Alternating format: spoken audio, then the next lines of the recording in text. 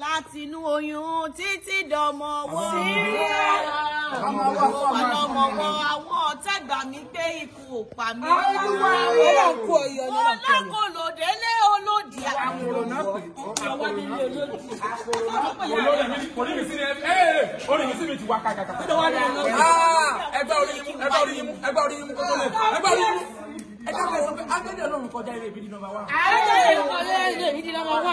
Then carry me go prison, mi ò gbà sọ.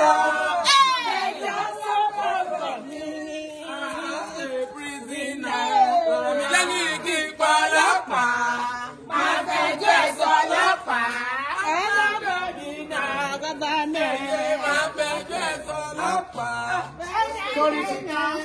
Jésù Kristi Olúwa wa.